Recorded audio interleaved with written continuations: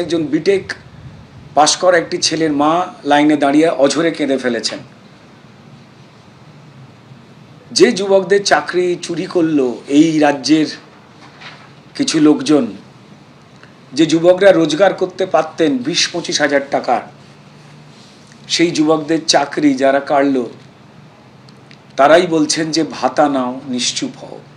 তাদের এই জাতাকলে পড়ে মাত্র 1,500 টাকা, মানে দিনে 50 টাকার রোজগার, যেটা তৃণমূলের নেতাদের কথায় পান গুটকার খরচ, তার ভিড়টা দেখে কি ভয়াবহ জায়গায় পশ্চিমবঙ্গের বেকারত্ব দাঁড়িয়ে রয়েছে। চোখে জল নিয়ে ছেলেমেয়েরা ভালো রেজাল্ট করেও দাঁড়াচ্ছে লাইনের। এটা কি খুব আনন্দের দৃশ্য? জানি না, চোখে জল আসছে। প্রথম থেকেই অনলাইন করে দিলেই পারতেন। অন্তত প্রচুর মানুষ রয়েছেন যাদের তৃণমূলের মতো লজ্জা ঘেন্না যারা বিসর্জন দেননি, সেই বাবা মা কাকা জেঠু তারাও দাঁড়িয়েছেন তার ছেলে বা মেয়ের জন্য লাইনে। 2014 সালে ক্ষমতায় আসার আগে বিজেপি, নরেন্দ্র মোদী ওনারা বলেছিলেন বছরে 2 কোটি চাকরি দেবেন। 12 বছর হয়েছে, 24 কোটি চাকরি হয়ে যাওয়ার কথা। একজনেরও কেন্দ্রীয় সরকারি চাকরি হয়েছে কিনা? উল্টে কেন্দ্রীয় সরকারের আর্থিক নীতির যে খারাপ প্রভাব, তাতে বিপুল পরিমাণ নতুন করে লোক বেকার হয়েছেন। সারা ভারতবর্ষে বেকারত্বের হার বাড়ছে, আর পশ্চিমবঙ্গে উলট পুরাণ চাকরি এবং স্বনির্ভরতা বাড়ছে। তারপরেও যারা এখনো অপেক্ষায় আছেন, হয়তো 2 দিন বাদে হবে, তাদের যাতে আনুষঙ্গিক সব খরচ ইত্যাদি সুবিধা হয়, সেই জন্য মাননীয় মুখ্যমন্ত্রী এই যুবসাথী প্রকল্প করে দিয়েছেন। তো সেটা 2 হাত তুলে মানুষ সাদরে গ্রহণ করছে।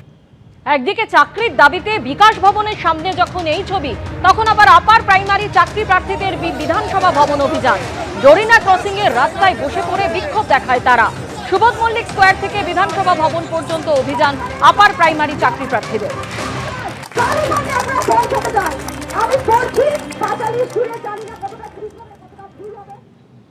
আমাদের দাবি একটাই, সেটা হচ্ছে যে আমাদের যে 5,401টা সিট বাকি রয়েছে অনগোয়িং প্রসেস যেটা চলছে, তার মধ্যে কমিশন প্রদত্ত 14,339টা সিটের মধ্যে 9,500 সিটে নিয়োগ হয়ে গিয়েছে।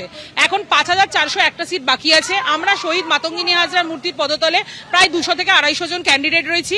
আমরা চাই আমরা প্রত্যেকে যোগ্য, আমরা প্রত্যেকে টেট পাস ট্রেন, তাই আমাদেরকে এই অনগোয়িং প্রসেসের মধ্যে ইনক্লুড করুক এবং আমাদের ইন্টারভিউ নিয়ে আমাদের চকডাস্টার হাতে দিয়ে স্কুলে যাওয়ার সুযোগ।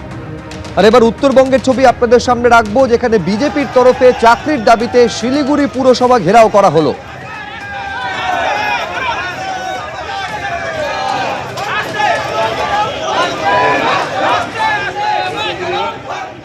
আমাদের প্রথম দাবি হচ্ছে, বিগত 2022 সালের রিক্রুটমেন্টে এনআইএস ক্যান্ডিডেটদের অনৈতিকভাবে বাদ দেওয়া হয়েছিল। তারপরে সুপ্রিম কোর্টের নির্দেশে 1233 জন পিটিশনারকে সুপ্রিম কোর্ট 3 মাসের মধ্যে নিয়োগ দিতে বলেছিল এপ্রিল মাসে 2025 সালে। তাদের নিয়োগ 10 মাস অতিক্রান্ত হলেও এখনও অবধি হয়নি। তাদেরকে অবিলম্বে নিয়োগ দিতে হবে। 2025-এর চলমান নিয়োগ প্রক্রিয়াতে এনআইএস থেকে প্রশিক্ষণপ্রাপ্ত টেট পাস ক্যান্ডিডেটদের ইন্টারভিউ দিয়ে মেধার ভিত্তিতে প্রতিযোগিতা করার সুযোগ দিতে হবে। মেধার ভিত্তিতে নিয়োগ করতে হবে। কোন ইনস্টিটিউশন থেকে পড়াশোনা করেছে সেটার ভিত্তিতে নিয়োগ দেওয়া যাবে না। আর এই ধরনের বৈষম্যমূলক নিয়ম বানানোর জন্য গৌতম পালকে অবিলম্ব সময়ের মধ্যে পদত্যাগ করতে হবে। আজকে এই যে পর্ষদ, আমাদের যে পশ্চিমবঙ্গের যে প্রাইমারি শিক্ষার পর্ষদ, এরাই হচ্ছে এটা এক ধরনের দুর্নীতি করছে এদের সাথে। কারণ সুপ্রিম কোর্ট যেখানে মান্যতা দিচ্ছে, যেখানে পাশের স্টেটগুলোতে বিহার, উড়িষ্যাতে নিয়োগ হয়ে যাচ্ছে, সেখানে এদের নিয়োগটা বন্ধ করে রেখেছে। এবিপি আনন্দ, এগিয়ে থাকে, এগিয়ে রাখে।